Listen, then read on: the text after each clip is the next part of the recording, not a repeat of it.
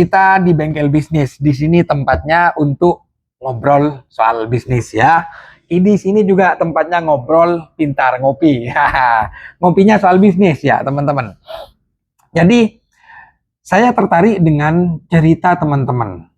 Katanya dia udah banyak memulai bisnis dan ketemu dengan salah satu kiai, dengan salah satu ibu nyai juga.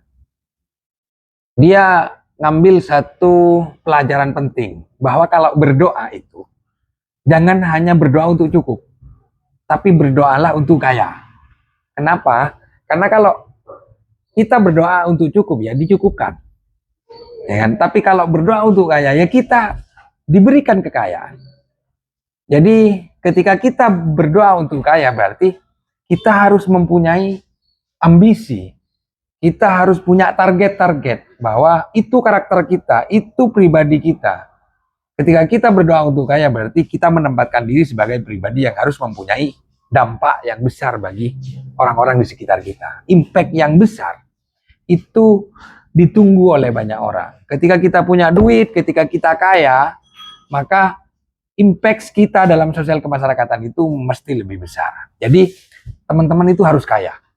Kaya itu wajib. Tapi dalam tanda kutip, kaya yang bagaimana ya?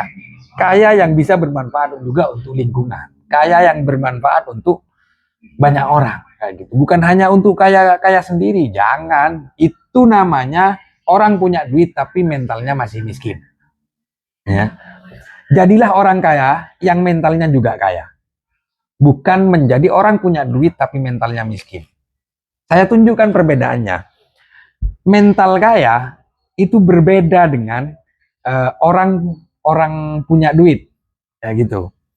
Jadi gini, orang punya duit tapi mentalnya miskin, dia nggak akan peduli terhadap orang lain, dia nggak akan peduli lingkungan, dia nggak bantu orang anak-anak yatim, orang fakir miskin, dia nggak bantu, dia nggak mikir urusan buka lapangan pekerjaan buat banyak orang, ini nggak mikir, dia nggak peduli pada lingkungan, dia nggak peduli, yang penting uangnya jangan sampai habis, gitu. Itu orang punya duit tapi mentalnya miskin. Sebaliknya, orang yang hanya punya mental kaya, meskipun nggak punya duit, dia nggak takut untuk nggak bisa makan. Contohnya, dia duitnya pas-pasan nih, duitnya pas-pasan, tapi ada lihat teman, lihat orang nggak makan, ya kan? Udah, dia peduli pada sesama, kayak gitu. Dia belikan makan meskipun besok dia nggak tahu mau dapat duit dari mana. Lah, orang seperti ini dia punya mental kaya. Dia peduli pada orang lain. Mentalnya kaya meskipun belum punya duit. Ya, ini teman-teman mau yang mana? Yang pasti kita harus kaya. Cobalah bentuk dari sekarang mental kaya yang ada dalam diri kita. Bentuk pola pikir kaya melalui pikiran kita. Lalu mulai bisnis. Jalankan bisnis. Mudah-mudahan teman-teman sukses dan bisa kaya. Teman-teman punya duit, teman-teman kaya, dan punya mental kaya. Itu top. Ya, semoga bermanfaat.